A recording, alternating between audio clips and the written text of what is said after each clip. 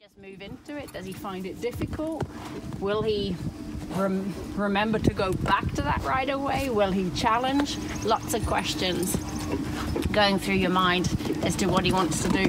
His eye is nice and soft, so that's a good thing. His neck carriage is pretty soft, that's good too. His muzzle is, his nose is, everything's pretty soft, even if he's playing around.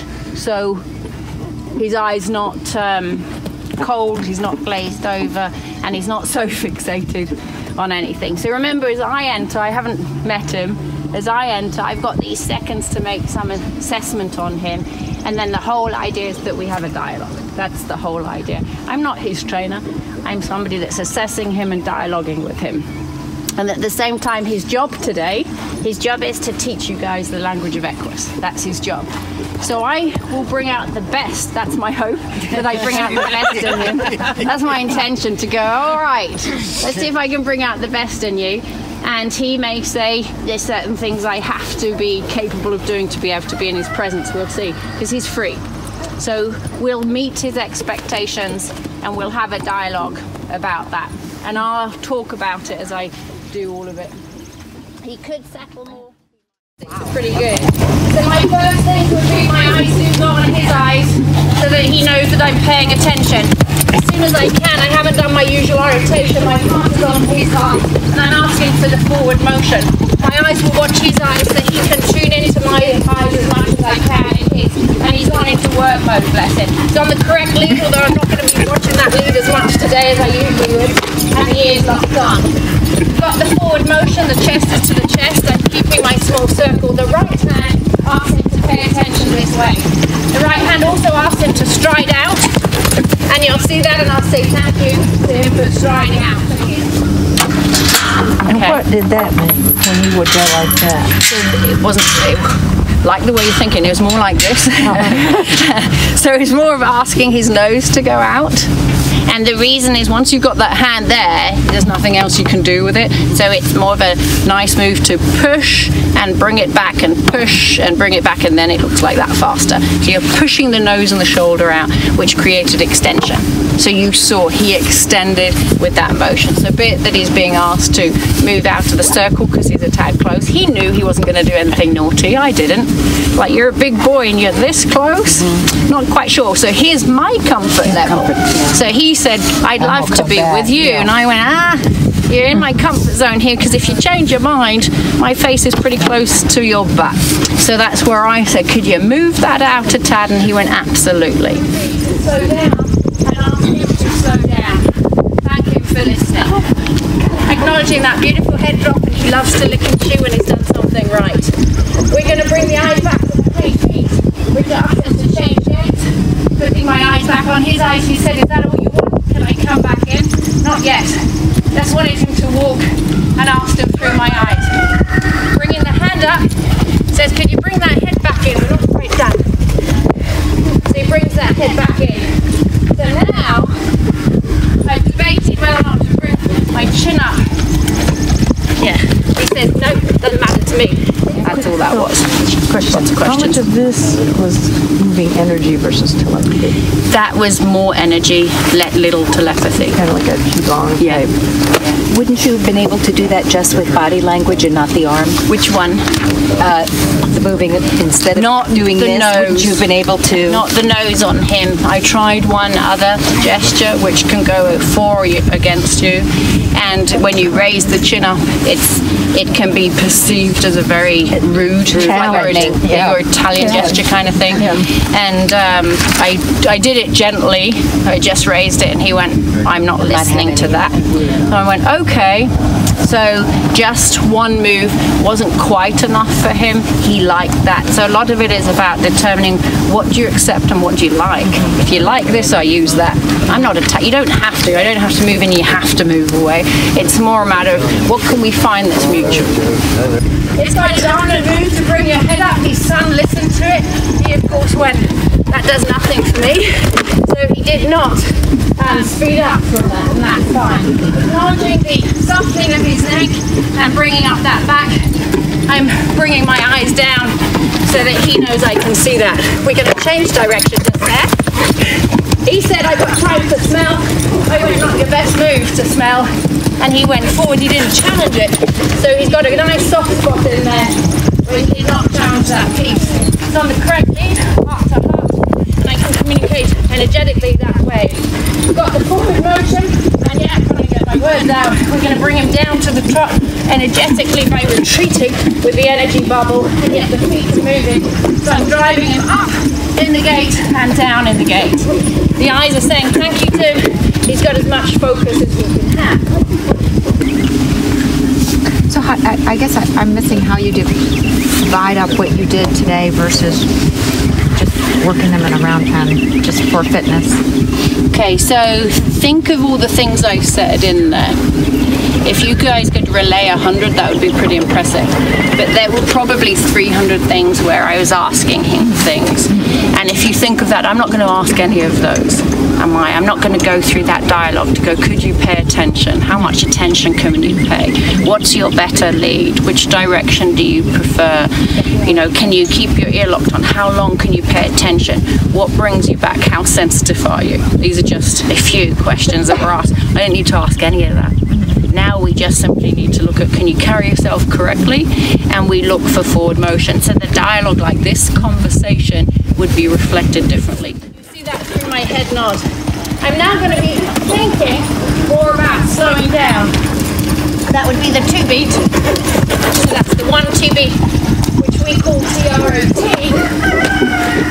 And that would be the thought pattern of thinking for him to slow down for the 2 of us, and he immediately obliged, getting his attention back here. Alright, the left hand now focuses off on the shoulder, bringing up a little life. In my body, I'm looking for a tad more animation from him. And we'll come back down, bring him back down to the trot, ask him to say, that's not exactly what I was looking for. I was actually looking for some striding out, hind end forward, front out, driving and forward, just like you guys would when you're riding. So we can make this athlete the best he can be. Acknowledging that head drop, I'm going to ask him to slow down through foot movement, slowing my foot pull down, and he came a little closer.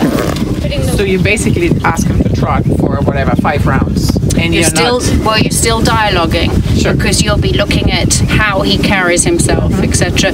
But exactly, you're not looking at the quantity of questions and answers, or indeed vice versa. You know, he's also looking, and he only pressed me once like a stud, just to remind me, and that's that nose press. They press a certain way. He only did it one time to let me know who he was. He kept all his feet on the ground. He was totally respectful, but we would move through that. We're moving through the get to know you phase to the next base kind of thing, to go, okay, now we know each other, that original conversations happened, we can get into the athlete's piece. But the truth also is, you'd be looking at what style of exercise would he best like. Okay, he's not quite ready to do the walk. So you've now seen him mimic, which is beautiful. You've seen him really tune into the mind both ways. You've seen the dialogue back and forth as we establish a foundation together of who I am and who he is. Yeah, but he hasn't been worked in 4 years, they said, so to get him out here and get his attention tells you a lot about who he is and what he's capable of doing. And you know, the old-fashioned belief was get their head in, make sure you run them hard and fast, make sure they're listening. I didn't do that. He wasn't run hard and fast. He wasn't told to listen. He was asked, could you listen a little bit more? Could you come back when you get distracted? I see that you've got to look at that horse out there. Of course he's got to look at the horse. He's never been up here before and he's a stud. So there's a lot of dialoguing versus a simplicity of, you have to move this fast, you have to move 8 laps. There was none of that. It was, how fit are you? How much movement do you have?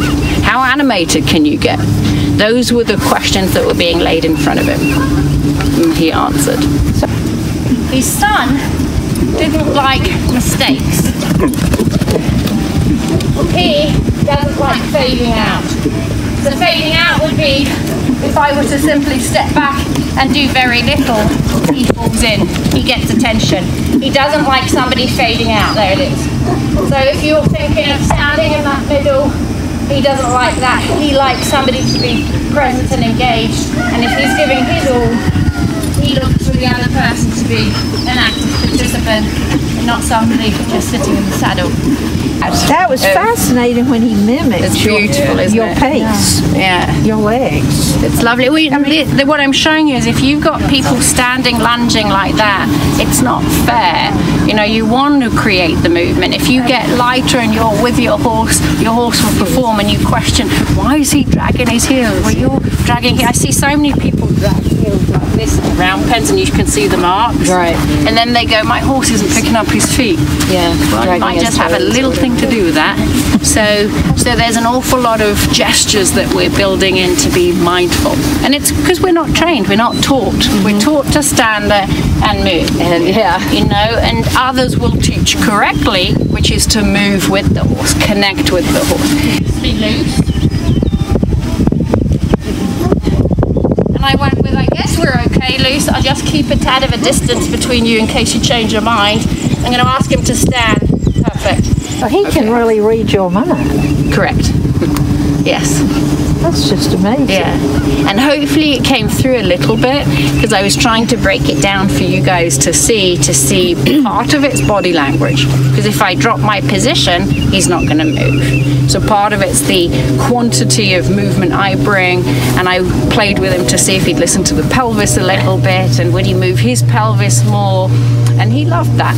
He loved it, to show what he can do. So that was the body language. The eyes were broken down, that you guys could see, hopefully, that when we bring the eyes back, it slows them down. When we draw the eyes in, it brings them to us.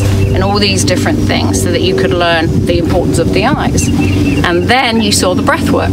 When you breathe deeply, he changed speeds. When you think and breathe deeply, he went down another notch.